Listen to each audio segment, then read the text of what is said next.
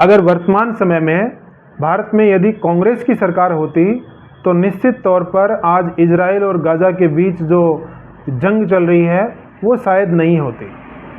उनकी पार्टी की और कांग्रेस यानी राजघराने की एक राजकुमारी हैं प्रियंका गांधी, वो कहती हैं कि यदि कांग्रेस की सरकार होती तो शायद गाज़ा की वॉर रुक जाती। यानी मोदी हैं या बीजेपी जो वर्तमान सरकार है, एनडीए सरकार है, वो इतनी सक्षम नहीं है कि गाज़ा में हो रहे नरसंहार को वो रोक नहीं पा रही है। और काफ़ी बढ़ चढ़ करके जो ही काफ़ी यूरोपियन कंट्रीज और कई देशों ने धड़ाधड़ फ़िलिस्तीन को मान्यता देना शुरू किया है, तो उस दौरान वो बार बार ट्वीट करके कह रही हैं, लगभग वैसे तो उन्होंने गाज़ा के ऊपर 2000 से ऊपर ट्वीट कर दिए हैं।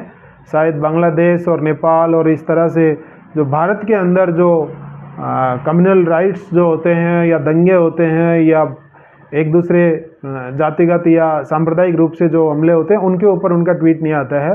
गाज़ा की विशेष चिंता है।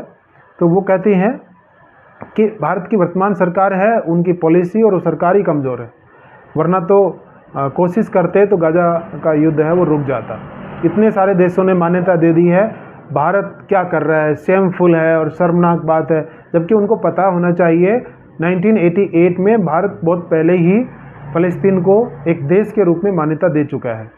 तो वो मानते हैं कि उनके पास, प्रियंका गांधी के पास एक विशेष प्रकार का बैग है, झोला जिसको बोलते हैं, और उसके ऊपर उन्होंने फ़लस्तीन लिखवा रखा है, रंग बिरंगे उस अंदाज में फ़लस्तीन उस पर ऊपर लिखवा रखा है। और वो चाहती हैं कि यदि कांग्रेस की सरकार होती तो वो बैग वो फ़लस्तीन यानी गाज़ा पट्टी में जा कर के किसी पेड़ पर या बिल्डिंग पर लटका देती और इजराइल है वो डर जाता, दुबक करके बैठ जाता। उस बैग के ऊपर इतना जादुई बैग है जिसके ऊपर फ़लस्तीन लिखा हुआ है, वो वहाँ टांग देती और फ़लस्तीन की रक्षा हो जाती। इजराइल के राष्ट्रपति हैं इजराइल के प्रधानमंत्री बेंजामिन नेतन्याहू हैं, वो दुबक करके उनकी सेना और वो बैठ जाते और उनके ऊपर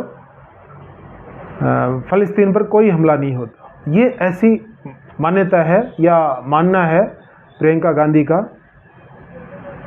तो शायद गाज़ा पट्टी के लोग हैं या फ़लस्तीन के लोग हैं वो दुर्भाग्यशाली हैं कि भारत में राष्ट्रवादी सरकार है जो वो बैग नहीं रखती, उसके पास वो झोला नहीं है।